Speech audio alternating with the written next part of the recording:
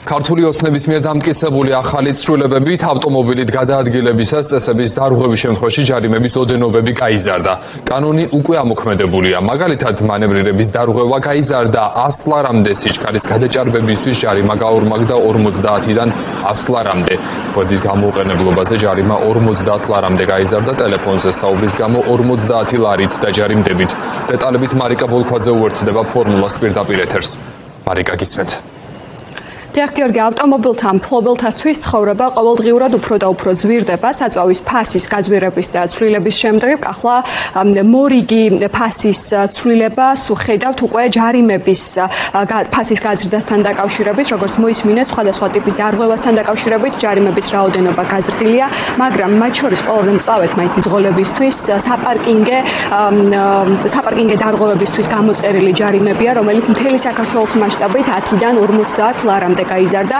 ამ მხრივ ყველაზე მწვავედ მაინც დიდ ქალაქებში დგას პრობლემა, განსაკუთრებით კი თბილისში, მით უმეტეს იმ ფონზე, როცა კახიკალაძის ყოველი არჩევნების წინა პერიოდის დაპირება, რომ თბილისში საპარკინგე ადგილები გაიზრდება ოპოზიციის შეფასებით ციცრუეა, რადგან თბილისში ნაცვლად საპარკინგე ადგილების გაზრდისა პირიქით შემცირებას ვხედავთ. მაგალითად, ბოლო დაპირება იყო კალაძის მიწისქვეშა საპარკინგე ადგილების რაოდენობის ზრდა, კერძოდ 4000 ახალი მიწისქვეშა საპარკინგე ადგილი უნდა მოწყობილიყო თბილისში, მათ შორის სხვადასხვა უბნებში, მაგალითად ვარკეთილში, დელისის მეტროს მიმდებარე ტერიტორიაზე და სხვა ლოკაციებზე, თუმცა ეს დაპირება არ შესრულდა, ნაცვლად ამისა უკვე საერთო მასშტაბით 32000-დან 27000-მდეა შემცირებული. ბოლო 9 წელიწადში საპარკინგე ადგილების რაოდენობა, რაც შეეხება ამ ხერხით ბიუჯეტის შევსებას, ბოლო მონაცემებით, მხოლოდ ჯარიმებით ბიუჯეტში 227 მილიონი ლარი არის შესული, მხოლოდ კი თბილისის ბიუჯეტში გასული წლის მონაცემებით 5.400.000 ლარია შესული, რაც დაახლოებით 180%-იანი ზრდაა.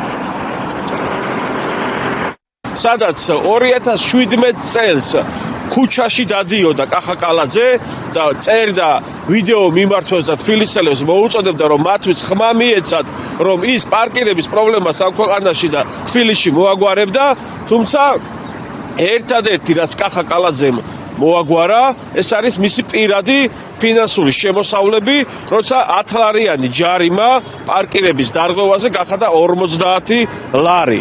და დღეს თბილისში ყოველდღიურად 1000-დან 1100 ადამიანს აჯარიმებენ, რაც წელიწადში არის 400.000 თბილისელი და ეს არის 20 მილიონი ლარი, რომელიც ხვდება თბილისის ბიუჯეტში. 1.2 მილიონის ვალი აკიდეს, ეს ვალი ახლა თბილისელების გადასახდელია და ყოველწლიურად 100 მილიონს თბილისელები უკვე გაზრდილი ჯარიმებით იხდიან.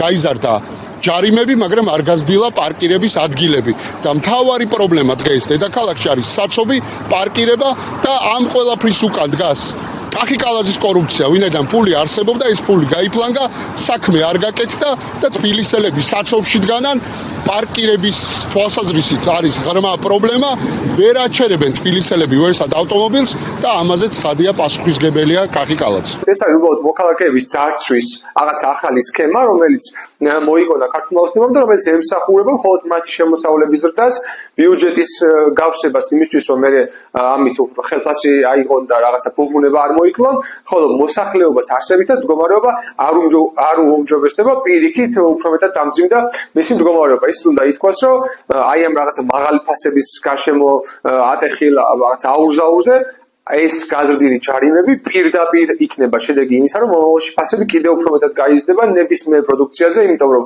გაზრდილი ჯარიმა ნიშნავს გაზრდილ გადასახადს მოქალაქეებისთვის და გაზრდილი გადასახადი ნიშნავს გაზრდილ ფასებს პროდუქტებზე.